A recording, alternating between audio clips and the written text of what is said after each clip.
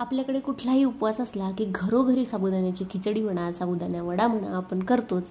पण साबुदाणा वडा किंवा तीच त्याच चवीची साबुदाणा खिचडी खाऊन जर तुम्ही कंटाळला असाल तर आज मी तुमच्यासोबत उपवासाचा असा नवीन एक प्रकार शेअर करणार आहे की जो तुम्ही या अगोदर कधीच खाल्ला नसेल. एकदम खमंग कुरकुरीत असे आपण आज साबुदाणा फ्राईज तयार करणार आहोत. बनवायला अगदी सोपे आहे, झटपट 10 ते 12 मिनिटात तयार होतात.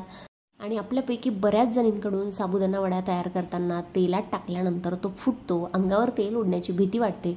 जर तुमच्यासोबतही असं होत असेल तर हे साबुदाणा फ्राईज नक्की करून बघा. अजिबात तेलात टाकल्यानंतर फुटण्याची शक्यता नाहीये. मस्त खमंग कुरकुरीत वेगळा असा प्रकार आहे. चला व्हिडिओला पटकन सुरुवात करूया. तर हे साबुदाणा फ्राईज बनवण्यासाठी मी एक डबा घेतलेला आहे. त्यामध्ये 1 कप साबुदाणा घालत आहे. तर दुसऱ्या दिवशी म्हणजे जर तुम्हाला उद्या सकाळी साबुदाणा फ्राईज खायचे असतील तर आदल्या दिवशी रात्री तुम्हाला साबुदाणा अशा पद्धतीने भिजवून घ्यायचा आहे. जसं आपण साबुदाणा खिचडीसाठी साबुदाणा भिजवून घेतो त्याच पद्धतीने सगळ्यात अगोदर साबुदाणा स्वच्छ पाण्याने 1 ते 2 वेळेस धुवून घ्यायचा आहे. खूप जास्त चोळून धुवायचा नाही. त्यानंतर साबुदाणा बुडेल इतपत त्याच्यामध्ये पाणी घालायचं आहे. पाण्याचं प्रमाण खूप जास्त महत्त्वाचं आहे. पाणी खूप जास्त घालायचं नाही. बघू शकता व्हिडिओमध्ये दाखवल्याप्रमाणे अगदी बोट बुडेल इतकंच पाणी साबुदाण्याच्या वरती मी घातलेलं आहे. खूप जास्त पाणी जर घातलं तर ह्या ज्या स्टिक्स किंवा फ्राईज आहे तेलकट होण्याची शक्यता असते. रात्रभर असं झाकून ठेवूया. दुसऱ्या दिवशी सकाळी बघू शकता आपला जो साबुदाणा आहे मस्तपैकी छान इथे फुललेला आहे. आणि हो, हे साबुदाणा फ्राईज बनवण्यासाठी तुम्ही छोट्या आकाराचा साबुदाणा किंवा हा जो मी दाखवला आहे तो सुद्धा वापरू शकता. तर अशा पद्धतीने मस्त एकदम बोटचेपा होईपर्यंत आपला साबुदाणा छानपैकी इथे बोटावरती मॅश होतोय. म्हणजे आपला साबुदाणा छान इथे भिजलेला आहे. चला एका मोठ्या अशा बाउलमध्ये हा जो साबुदाणा आहे तो काढून घेऊया. तर एकदम नवीन वेगळा असा हा प्रकार आहे. मुलांसाठी सुद्धा तुम्ही डब्याला नाश्त्याला बनवू शकता. साबुदाणा एका भांड्यामध्ये काढल्यानंतर त्यामध्ये आपण 3 ते 4 उकडलेले बटाटे घालणार आहोत. तर बटाट्याचं प्रमाण हे साबुदाण्यापेक्षा जास्त नसावं. थोडेसे कमी प्रमाणात तुम्हाला बटाटे घालायचे आहे. तर मी 3 मध्यम आकाराचे बटाटे, 3 ते 4 हिरव्या मिरच्या आणि अर्धी वाटी शेंगदाण्याचा कूट, त्यानंतर चवीनुसार मीठ आणि अर्धा टीस्पून इथे लाल तिखट घातलेला आहे.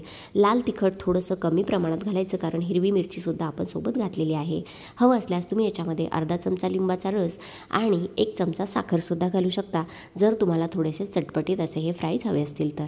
व्यवस्थितपणे पाण्याचा हात न घेता अशा पद्धतीने उकडलेल्या बटाट्यामध्येच तुम्हाला हे जे सगळं मिश्रण आहे फ्राईजसाठीचं ते तयार करून घ्यायचं आहे. पाणी किंवा याच्यामध्ये कुठलंही लिक्विड वापरायचं नाही आहे. जर पाण्याचं प्रमाण याच्यामध्ये वाढलं तर आपले साबुदाणा फ्राईज तेलकट होतात. आणि ह्याच मिश्रणापासून तुम्ही साबुदाणा वडेसुद्धा बनवू शकता. हवं असल्यास याच्यामध्ये चिरलेली कोथिंबीरसुद्धा घालू शकता. मी चिरलेली कोथिंबीर घातलेली आहे.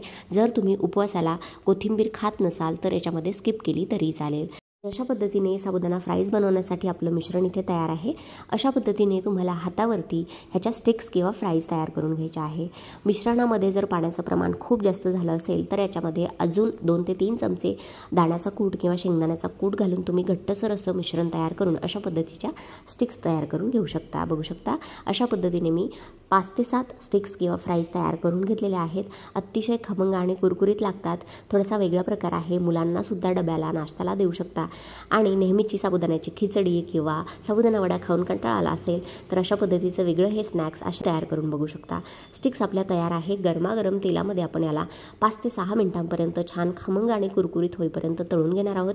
तर सुरुवातीला 2 ते 3 मिनिटं याला छान कडकडीत तेलामध्ये तळायचं आहे. नंतर गॅसची फ्लेम थोडीशी मीडियम करून आपण याला 4 ते 5 मिनिटं अजून तळून घेणार आहोत.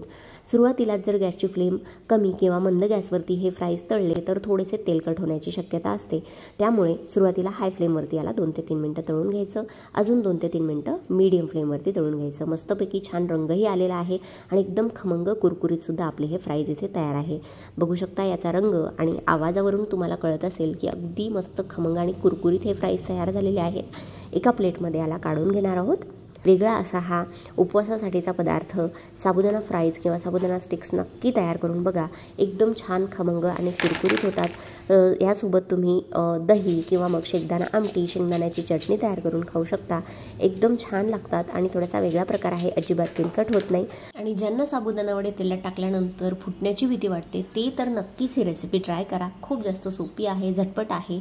मुलांसाठी सुद्धा तुम्ही ब्रेकफास्टला, नाश्त्याला उपवास नसला तरीसुद्धा हे फ्राईज नक्की करून द्या. त्या टोमॅटो सॉस बरोबर सुद्धा खूप जास्त छान लागतात. व्हिडिओ जर मनापासून आवडला असेल तर व्हिडिओला जास्तीत जास्त लाईक करा, शेअर करा आणि असेच नवनवीन व्हिडिओज आपल्या चॅनलवरती बघण्यासाठी चविष्ट महाराष्ट्र आपल्या मराठी यूट्यूब चॅनलला सबस्क्राईब करायला विसरू नका.